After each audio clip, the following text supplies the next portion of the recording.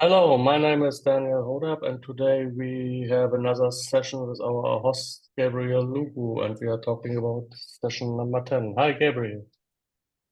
Hello, Daniel. Thank Mm, you mm. for making this happen once again. Um, just wanted to mention that we're in session 10 and we're 10 participants in this call. Interesting. Um, so yeah, we're gonna get into session 10 and um I feel like this is a sandwich for me, like I said in the group. By the way, the people who are listening to this on YouTube and they want to join the Telegram group.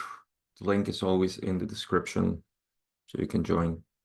Beautiful people, as you can see here. So go ahead and join us. Um, so yeah, the sandwich that I see here in session 10 is information about Maldek, information about Atlantis, and then spiritual growth. So I'm going to skip and only just mention a couple of things about the discussion on Maldek, which takes us about 8 questions.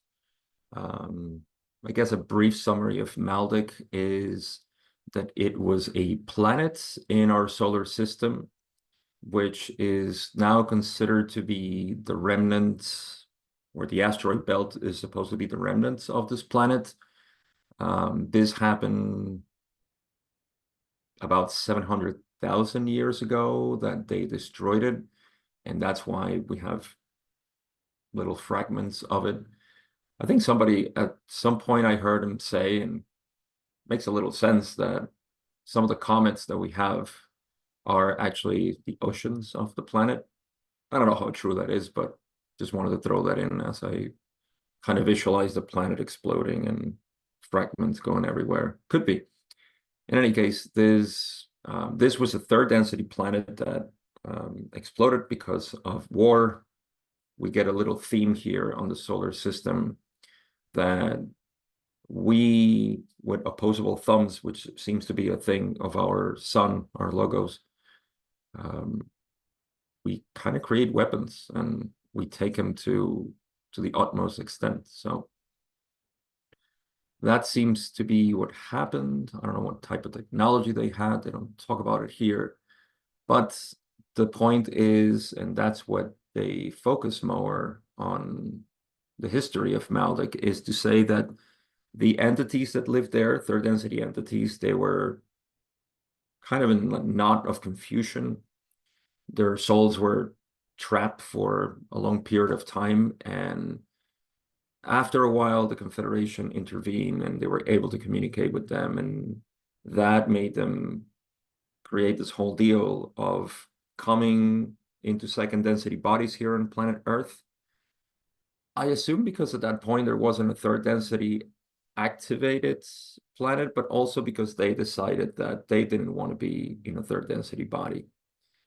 They'd rather be in a second density body so they could alleviate their karma and then uh, further on moving into third density, which is something that they discuss in this session as well.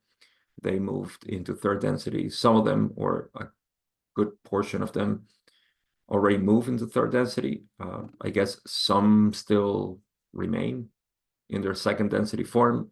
And that's what we talked about last session with the with Bigfoot, the type of Bigfoot that is considered the body of the Maldekians that they decided um, to embody when they came here. So there's a whole explanation there that of course I'm not getting into, but I'm just trying to get a gist of what happened. They also talk about the Earth's population diversity in question 6, and that gives us another hint that this planet doesn't have just obviously uh, second density evolved into third density, but from other planets like we explored already, Mars, Maldek now. There are other star systems where they come from. So, okay, so that's the one layer of the sandwich. And I'll cover actually from question 9 is when after they talk about the potential of this happening to Earth, and there's actually some good, I'll actually cover question 8 because I think there's an interesting message there. After talking about this whole thing of Maldek, uh, Don asking question 8, is there any danger of this happening to Earth at this time? And again, remember that this was the Cold War era, and we had nuclear devices, bombs ready to be launched to one side of the globe to the other. So Don is interested in this, and Ross says, we feel this evaluation of your planetary mind-body spirit complexes, so-called future, may be less than harmless. So this is prefacing saying, all right, we can talk about the possibilities of this without, I guess, creating some sort of bias in your mind. We say only the conditions of mind exist for such development of technology and such deployment. Interesting. I feel like we had the technology and deployment to maybe not to destroy the planet like Maldek. Yeah, we'll just have massive eradication of humans. So yeah, we probably didn't have the technology. I don't know if we have it now. Hopefully not to get into Maldek situation, but I guess that's the distinction they're making there. It is a distortion of our vision, and this is the interesting part, where they say that it is their opinion, basically, that the mind and spirit complexes of those of your peoples need orientation rather than the toys needing dismantlement. For are not all things that exist part of the Creator? Therefore, freely to choose is your honor duty. Instead of dismantling him, which is just like an empty gesture, we did, right? And funny enough, we did that. We allegedly we dismantle a lot of the nuclear bombs, but our minds are still, in this collectively. I mean, I'm not accusing you guys, of course, but our collective mind is still, of course, in war mode and competition and so on. So we just need orientation rather than dismantlement. So that's interesting. Question 9, Don takes a turn and says, when a graduation occurs, meaning harvest and go into next density, and an entity or entities move at the end of a cycle from one planet to another, by what means do they go from one planet to the other? This, to me, gives perspective to my view of the creation. And the following question makes it even better. It's just more for contemplation. So Ross says, in essence, what by what means do Don's question is by what means do we transfer, to another planet? And Ross says, in the scheme of the Creator, the first step of the mind, body, spirit, totality beingness. By the way, the mind, body, spirit, totality beingness to me is just a whole extension, beyond the higher self and our perceived being here. It's just the whole string from alpha to omega. So this is to place its mind, body, spirit complex distortion in the proper place of love light. That's all so convoluted. Again, I'll just offer my interpretation of this. The whole string, like I said, if you can see it from alpha to omega, from infinity, from creator to creator again, right? There is there is a mind, body, spirit complex, not complex here, a totality beingness, right? That is to place its vehicle for experience. It places it in the correct density that it can experience at that point, depending on its evolution. I know it sounds very complicated. I'm trying my best to make it a visualization, but that's what they're saying here. So they continue and say, this is done to ensure proper healing of the complex and eventual attunement with the totality beingness complex. So this one is a little bit easier. This is the process that Nico's not here, right? But Nico did a great presentation on, hopefully you guys got to see it too, of the process between incarnations. So there's a lot of healing happening there.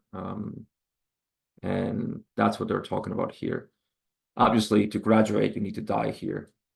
This takes a very variable length of your time space, which depends on the healing necessary and other things.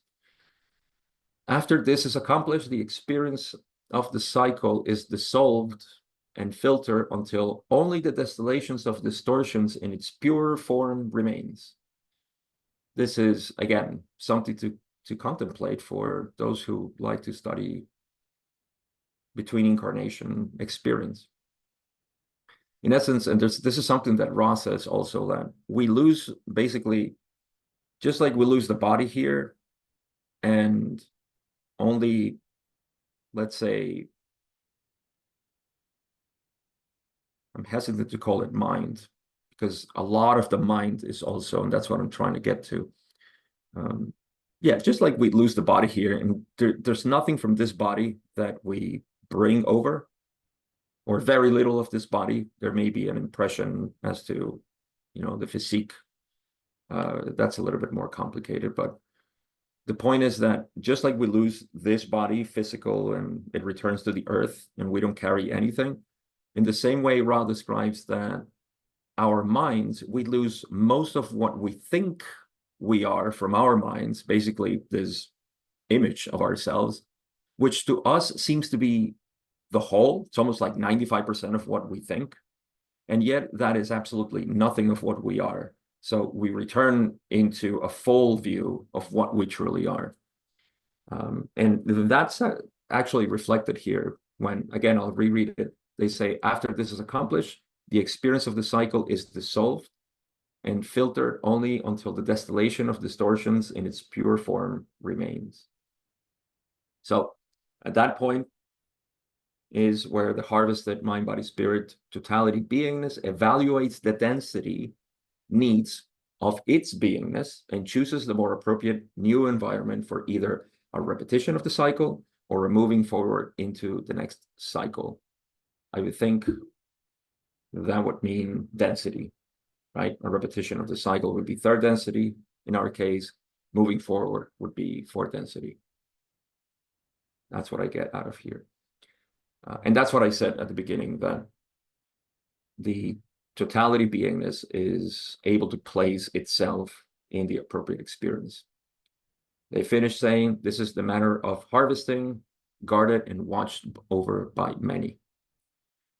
So just to finish up this little point and moving to the meat of the sandwich, Don says, when the entity is moved from one planet to the next, is he moved in thought or in a vehicle? That's a cute question. So Ra says, very simply, the mind, body, spirit, totality, beingness is one with the creator, right? So that string I sort of offered as a visualization. It's one with the creator. It's alpha and omega. There is no time-space distortion. Therefore, it is a matter of thinking the proper locus in the infinite ray of time spaces. So, yeah, this shows the nature of reality. There is no such thing as time and space. Time and space is always imagined by the being. In other words, the creation is an imagination in a singularity, which we call the creator. That is you. So that's the great paradox that we face here in third density with the veil. How's that possible when I experience so vividly space and time? Well, that's what gets deconstructed in the adept path, which we're going to get a little bit into with evolution here. Okay, so finally we get into the questions that have to do with spiritual growth. Don takes a beautiful, beautiful turn here and says in question 11, While an entity is incarnate in this third density at this time, he may either learn without consciously knowing what he's doing, or he may learn after he is consciously aware that he is learning in the ways of the law of one. The second way, it is possible for the entity to greatly accelerate his growth. Is not this correct? Ra says, of course, this is correct. So 2 scenarios. Everybody's learning. Everybody is, let me put it this way, everybody is a lesson for the creator. So everybody is a lesson, but those who are aware that they are aware, quite simply, those are accelerating the teaching or the learning of the creator. The creator is knowing itself. If it's lost, then it doesn't accelerate, or its learning is very slow, right?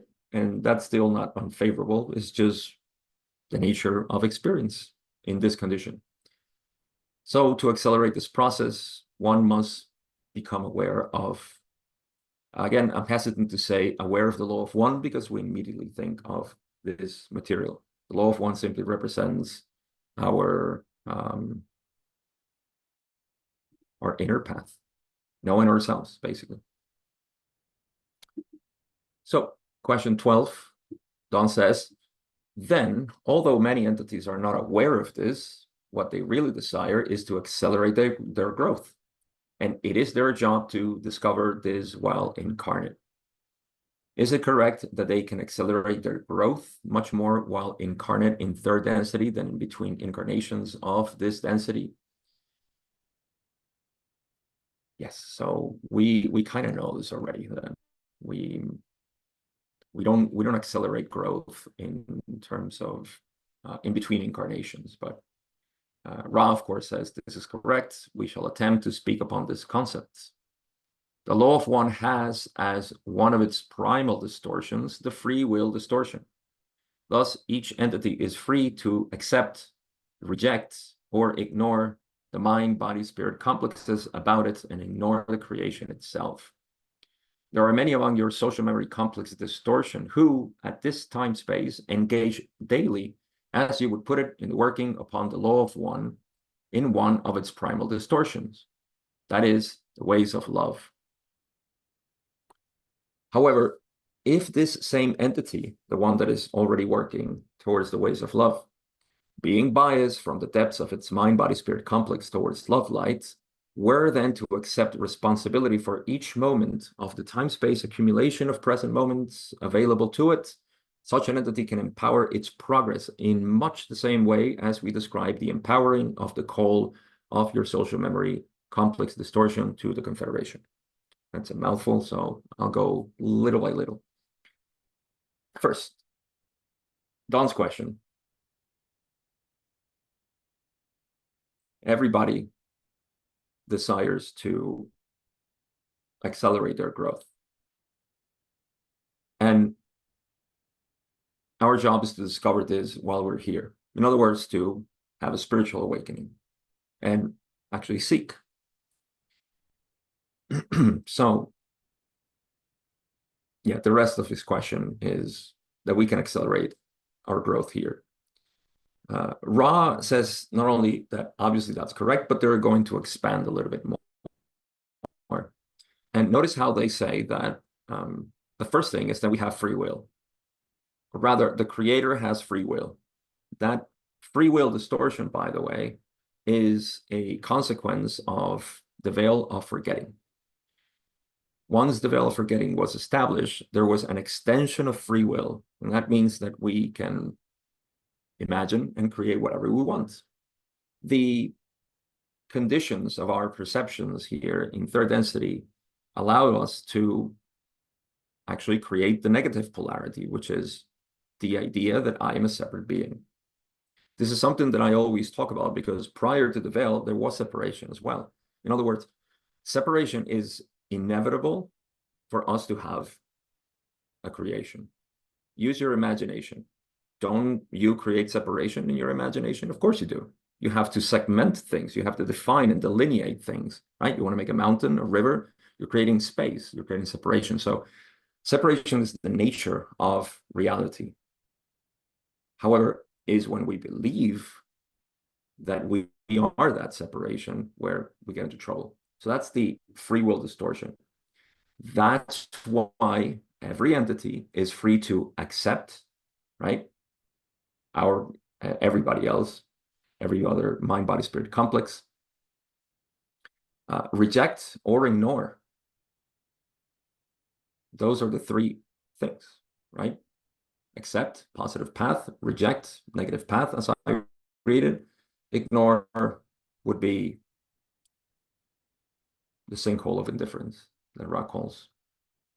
So then they say there are many who are already innately working towards love. We find a lot of people like this who are not, they don't call themselves spiritual. They still have their misconceptions about reality and so on, but they're exuding love. They're just loving beings.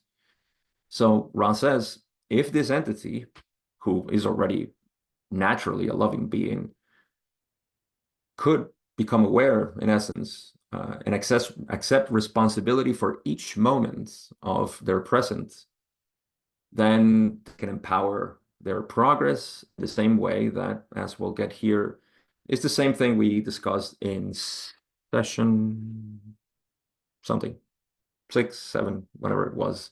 We talked about the law of squares, which is not really a law, I think, but we call it the law of squares, which is the empowering. I'll talk about this in the next question. So question 13, Don says, would you state in a little different way how you empower this call? And this is that empowerment that they talked about before.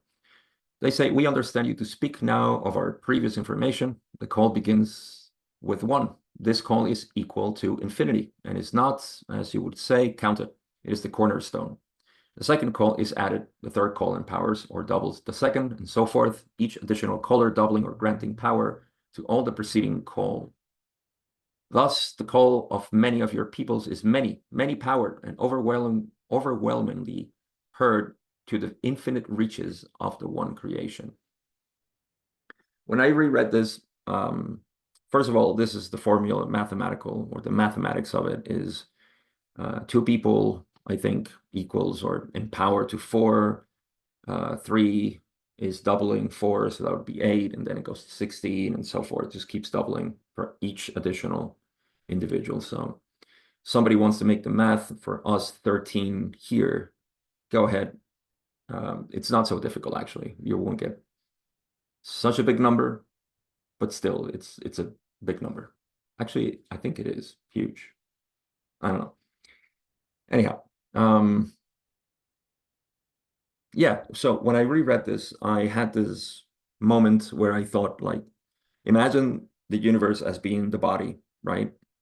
And depending on the illness that you may have, I thought about a cut or something, maybe a cut that is festering, and it'll just continue to draw energy from the body. It's almost like that. The amount of need or sorrow of this calling in the body will call upon the resources of the whole body, right? A little cut that can get infected, and yeah, it's just like the energy of the body goes there. And I don't know why I had that thought, but that's what they say at the end, that the call of many of us is overwhelmingly heard to the infinite reaches of the one creation. We're all one body anyway. Okay, question 14. Don says, for the general development of the reader of this book, could you state some of the practices or exercises to perform to produce an acceleration toward the law of one? Here's where it gets refreshing. I'll drink some water to that. If you guys remember session 5, where everything was about healing, and the exercises are actually the disciplines of the mind. Know yourself, accept yourself, then know the others as the creator and accept them as the creator. We're going to see a similar thing here. So keep that one in mind. Ross says, exercise 1. This is the most nearly center and usable within your illusion complex. The moment contains love. That is the lesson goal of this illusion or density. The exercise is to consciously seek that love in awareness and understanding distortions. The first attempt is the cornerstone. Upon this choosing rests the remainder of the life experience of an entity. The second seeking of love within the moment begins the addition. The third seeking powers the second. The fourth powering or doubling the third. As with the previous type of empowerment, there will be some loss of power due to flaws within the seeking, in the distortion of insincerity. However, the conscious statement of self to self, of the desire to seek love, is so central an act of will that, as before, the loss of power due to this friction is inconsequential. So I also thought about this idea, right, that seeking the love in the moment, to me, the present is love. Yes, awareness is love. We don't have to actually seek it. It's the mind that wants to seek it, right? So if we bring the mind to an end, if we bring this seeking to an end, and we just remain in the present moment, we get used to this feeling. This is pure love. You see? And what I thought about this was that what's better, to tell somebody you love him, to think or have thoughts of love towards them, or to just love them? Think about that one. So exercise 2, they say the universe is one being. When a mind-body-spirit complex views another mind-body-spirit complex, see the creator. This is a helpful exercise. Exercise 3, gaze within a mirror. See the creator. Exercise 4, gaze at the creation which lies about the mind-body-spirit complex of each entity. See the creator. Basically, everything is the creator. The foundation or prerequisite of these exercises is a predilection towards what may be called meditation, contemplation, or prayer. With this attitude, these exercises can be processed. Here's the line that I use a lot in my teachings and whenever I talk about meditation regarding the law of one. They say, without meditation, contemplation, or prayer, the data will not sink down into the roots of the tree of mind, thus enabling and ennobling the body and touching the spirits. So once again, we find the foundation or prerequisite for these exercises to be meditation. That's why I suggested, what do you think is best? Telling somebody, having thoughts, or simply loving them?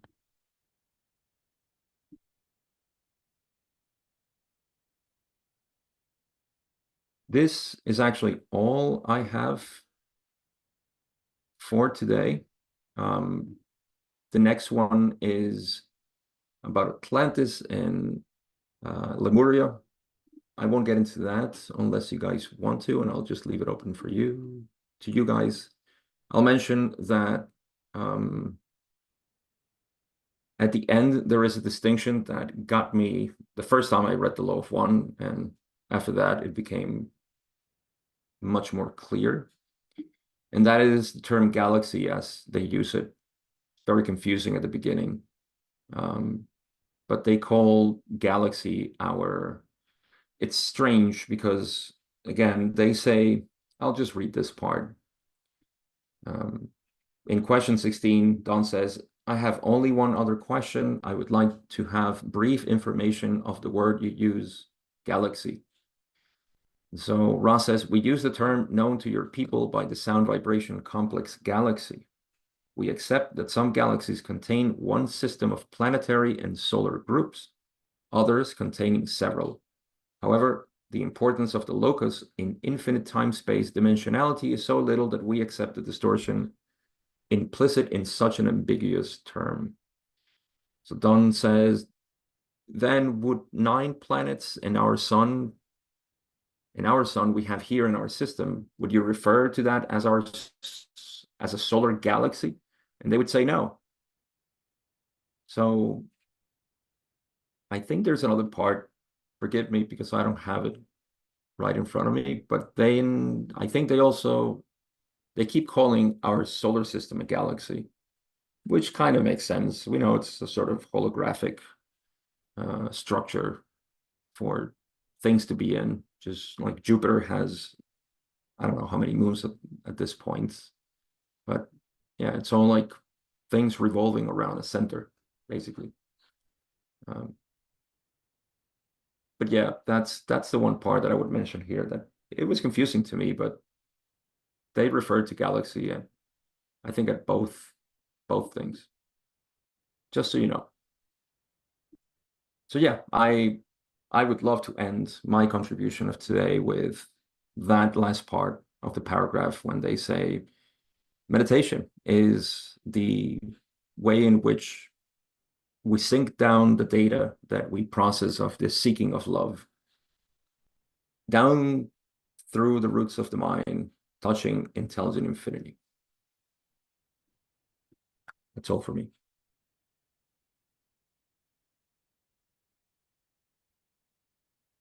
Thank you very much, Gabriel, for your insights in the session number 10. Surely there are some information about Lemuria and Maldek, but as I said, we are focusing here on this spiritual development and path. If anyone have a question, feel free to ask them now. Let me check some here. I have a question. Josh, go ahead. Thank you, Gabe. That was great. Appreciate it. What are your thoughts if on my interpretation of what Ross said there of some galaxies have one sun and planetary system, whereas in ours, Milky Way galaxy has many, and they refer to the Milky Way more or less galaxy as a logos, and then our sun as a sublogos. But if there's a galaxy that is just one star and planet, how would you describe the difference between that logos and the logos of the Milky Way that has billions of stars? Are they on the same level? Are they equal logoi to each other? I love that question, actually. Thank you, Josh, because it makes me play with my imagination and thoughts, right? So the hierarchy, of course, of logoi, as you know, is simply because one creates the other. And again, I'm only speculating here, but in your example, if we take the Milky Way galaxy, right, and then compare it to what they say, just one star on planets, and then this moves and creates. I'm thinking that a galaxy develops over time, right? More stars are created out of the first star. That continues to grow. Don't ask me how this works. This will probably make a lot of scientists, churn inside because we don't know how to explain this, but it would make sense, for let's just call it a star. That starts creating planets, somehow more matter, if we can call it that, is created, and then more stars, and everything starts revolving around this initial logos. So we can probably speculate that the galaxy in which we reside right now actually was, you know, just one star, and it started growing more stars and stars, and every one of them with more planets, and just keeps expanding. So yeah, that's the only difference I would say exists there, only because there is an expansion and a growth. Everything is growing, right? There are more loci, as Ra calls them, of experience, and why not? Let's just have more and more. So I don't know if that gives more perspective or confuses you more, Josh. No, thank you. I appreciate hearing your perspective. So I hadn't thought about it either. I didn't remember Ra's interpretation or explanation there. So it's interesting to hear. Thank you. You're welcome. Yeah, I don't have, that's just my mind rambling. Thank you for your question, Josh. Then we go to Lynn. Lynn. Hi, Tapia. Thank you so much. I always have maybe a small question, and what does a core mean for? Is this a conscious core, pray? How could I understand what exactly the core means for? What do you mean core? The core, core to God, core to Creator. This core. Yeah, gotcha. I think in the simplest way I can put it, the way I understand it, is that a call is, again, in a very simple way, a desire to be at peace. Yes? So here's the paradox. When you know yourself, when you look down to the bottom of what you call I, what you see is a sea of peace. That's what we are. So a lack of peace, a disturbed mind, is calling for peace. It's calling to know itself. So if you take this simple recipe and measure, you know, where are the minds of all humans on planet? Are they at peace constantly? Are they? And here's another thing. That peace that we are, when it moves, when it genuinely moves as itself, it's what we call joy. You ever see children moving and doing things? That's because they have no filters. That's peace in movement. And the relationship that this being that we all are has with everything else is love. So these three words refer to the same quality that we are. That's what our primordial mind is. Mm-hmm.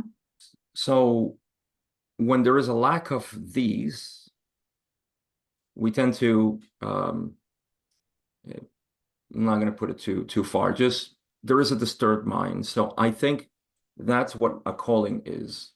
Because Ra explains that there are hundreds of thousands of people who call for them specifically unconsciously. At that time, there wasn't whatever amount, hundreds of thousands of people knowing Ra. They unconsciously call them. But they are not the ones that have peace. They're just one more servant or channels for us to get inspiration into the seeking of the mysterious one. So I think this calling is everybody in the planet, really, to their different inclinations or biases in their deep unconscious, which far from me to know all the different directions, but all directions are going back to the one. So that's how I see the calling. Now, a conscious calling, that's a different thing, because that gets even more in power, I think, because it's very laser focused, right? That's the way I see it. And that would be a calling of people together in one direction. But again, I might be just going on a tangent there. That's how I see the calling. Every single human being has a calling to find inner peace. Everybody's looking for it. That's why I've always said everybody is seeking. Everybody's is a spiritual seeker. It's just that some are unconsciously doing it and other consciously doing it. And that's what Ra refers here to as being aware of your path. Does that make sense, Lynn? Not completely, I need to say, because, okay, the people who are not intended to call, yeah, but indeed, every action is calling for that, for love, for even people are not realized. I just wonder if people not intend and realize they are calling, if this calling will be registered as a calling, because they have an ignorance. With ignorance, there's no heartfelt calling, right? Well, not to play semantics here, but through ignorance is that we call. You see? Because what is it that we ignore, if not ourselves? So the first ignorance, or the basic ignorance, is to not know what we are. If we ignore that, then a calling happens. It's almost like I forgot who I am and I'm looking for it. That sounds even silly to say it, right? But that's spiritually true. I guess just to put it that simple, yeah. For me, calling, for some people, they miss and say, who am I? Then there's a conscious calling. Maybe will be shown him or her something. Yeah. Yeah, but what I mean is that even people who are unconscious of the spiritual path, they still have a call. They have a sorrow inside that they want to applicate with activities, substances, states of mind. Yeah. Okay, now I come up with that. Yes, even they are ignorant without really spiritual conscious thinking, acting, but still they are searching for something, the balance, the peace. Yeah, there's always that inner desire. I think their inner desire is kind of calling, right? Beautiful. Yes. And if I can just illustrate it this way, it may be helpful. Nobody is calling when they're at deep sleep, right? Or in deep meditation. There is no calling. When this medium of mind gets disturbed, right, which is just the activity of the mind, there's no problem there either. It's just when we identify with the activity of the mind, with that movement, that we are ignoring ourselves in favor of creating an image, a character, where they're identifying with the disturbance, right? Disturbance not being something negative, just movement, waves of minds. So it is the one who is identified with the waves of mind that seeks or calls because it's lost. Right. And that shows us that the presence of mental activity is fine as long as we are not identified with it, which is what we call being in the present moment right now. Yeah, thank you. Then everybody is calling, indeed, on earth. As long as there is identification with the movement of the mind, I would say yes. Thank you. Thank you so much, Gabriel. Thank you, Lynn. Thank you for your question. And then we have another question from Benny. Hi, Benny. Hello, hi everybody. I wanted to add something to the question regarding the galaxies and to the logos, and I'll start with the galaxy. The Confederation calls everything that is local a galaxy. So also they call our planetary system a galaxy, and they say it is completely unimportant in the infinite space, absolutely infinite, where it is, if the galaxy is part of our solar system or where. It's just a small point, but where it is in infinity, it doesn't matter. So they just say, yeah, well, galaxy, galaxy, galaxy. And the funny thing is that Ra, they were kind of like a computer, I think. In the question 1017, which we said, where he said, then would 9 planets and our sun we have here in our system, would you refer to that as a solar galaxy? And of course, solar galaxy, these two words together have not been used before. And then, of course, like a computer said, well, I don't know what that is, so I would not call it a solar galaxy. And he just says, we would not. So galaxy, he says that later. I'm going to give you the session 16.35. We call galaxy that complex that is local. Thus, your sun is what we would call the center of a galaxy, not solar galaxy. It's a very small difference, but for a mind that works as perfect as those of Ra, I believe, solar galaxy and galaxy makes a difference. So he says, well, no, we would not call it that. So that's the one thing that I have to galaxy. Whatever is local, if it is 1 star or if it's a billion stars, they call that a galaxy. And then regarding the logos, I wanted to add something. A good description for the logos is the focus. And I don't know if any one of you are familiar with the hexadecimal colors that we use on the internet. It's an array of billions of colors that can be displayed on a picture, on our screen. And we know that we split the white light into 7 basic colors. But when you go into details, they have many, many, many shadings. And the infinite creator has infinite shadings of every color, very much like all hexadecimal colors. So if you were to look at all the colors that our display could provide for us, it would be impossible for us to properly grasp what is there. So the first logos, the galactic logos, refines and focuses on a very specific set, a limited amount of those colors, and says, look, guys, I'm going to explore these colors. That's the galactic logos, the black hole in the center of our galaxy.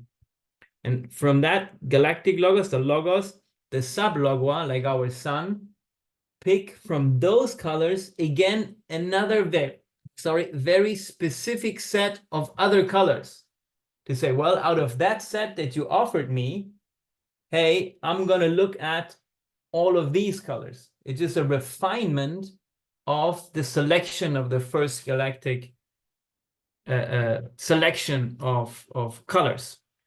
And it's very interesting because I can make another connection to what you spoke about with the grasping hand.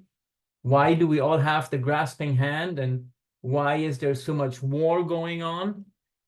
In question 90.12, they talk a little bit more about that, and they say we are not entirely sure why our logos and here comes the interesting part, several neighboring logua of approximately the same time of flowering chose the same form, that is toward, as I said, a tendency towards war. So our main galactic logos decided that at that certain time it wanted to, shall I say, investigate everything that has to do with war and try to figure out and focus on all of those facets that display war, and created this solar system in now on 3 planets with intense war: Maldek, Mars, and Earth. And yeah, I find that very interesting to see how very specifically our Earth is exactly designed to be just that. There is another session, 90.16, where Ra gives us a little bit more. The archetypical mind is intended to heighten its ability to express the creator in patterns more like the fanned peacock's tail, each facet of the creator vivid, upright, and shining with articulated beauty. Sorry, am I saying too much when I see the chat? I wanted to, sorry, I was going too fast.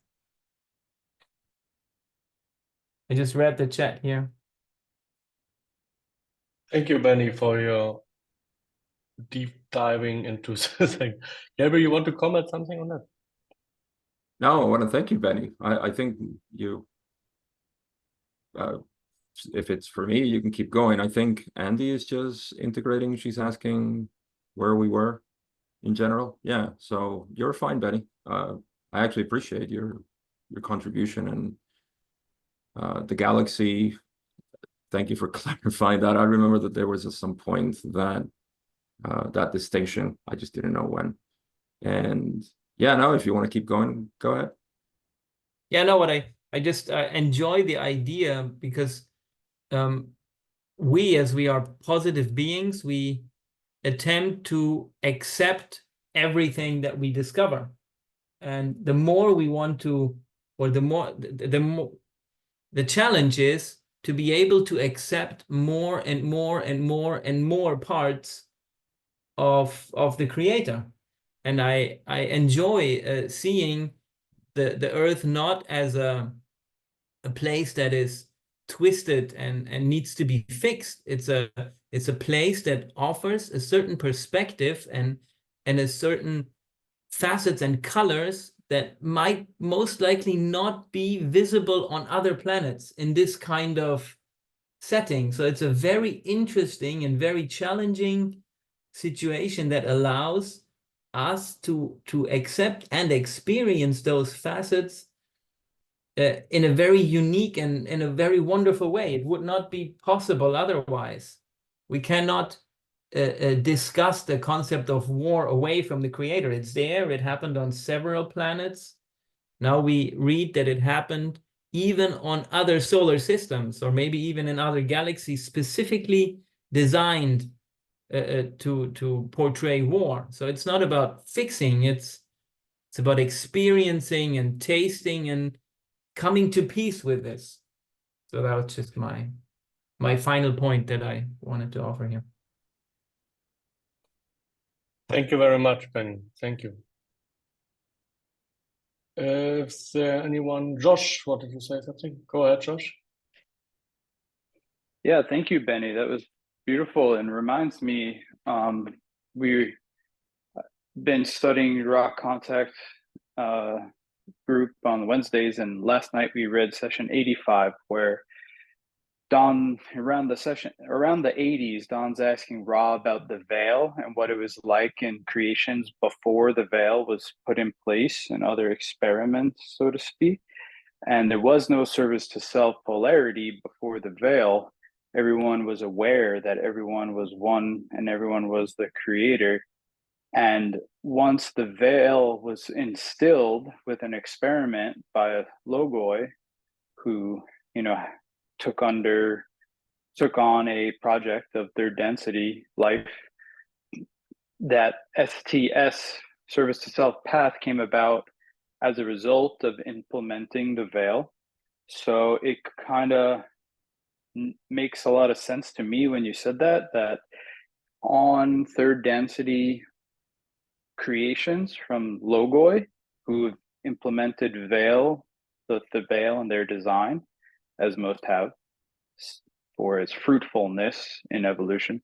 that, of course, it would make sense that war would come about, because in a veiled world, you have service to self.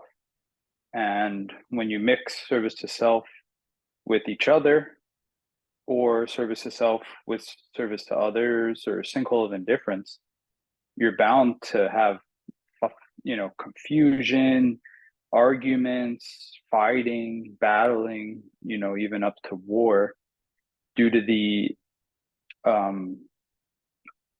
assumed separation, since the senses are limited with the veil. So that just came to mind. And as a backing up of what you said, that neighboring logoi also have war on their third density levels, and seeing how it could be traced back to the first experiment with the veil.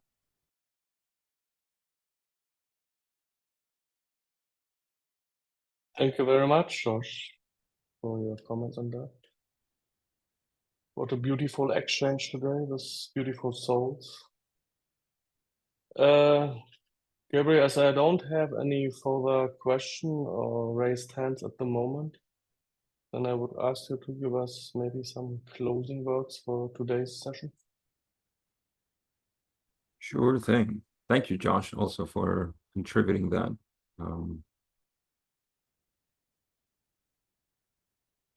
Yeah, it gives a lot of perspective to something that religions haven't, and even in some mystical traditions, it's a bit difficult to see the reason why there is evil in the world. I think here in the Law of One, we create a satisfying gap to bridge the question of why is there evil, and also why there is no problem that there is evil, right? That's where the question comes from. If there is evil, then there is a problem with God, but we kind of understand that as simple experience. And so I think that's where my closing words would be. And it's not, you see, from the point of view of what we truly are, all of this is just a theater in which things are happening. There's always a bit of people feel uncomfortable with the idea that there is,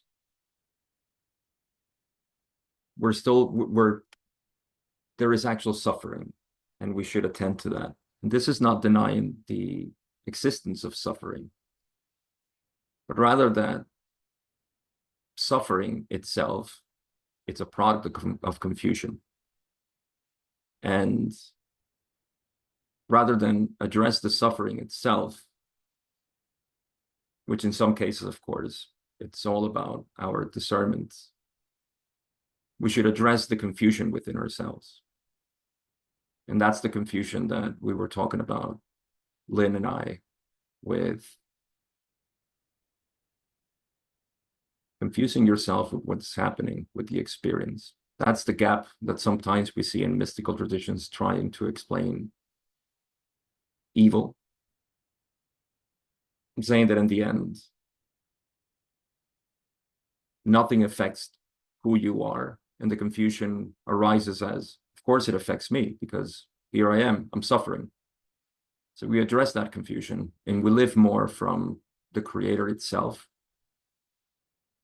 And I'll just piggyback on what Ross said. Meditation. Meditation is what will shift your identity. Meditation is where you will find your true identity.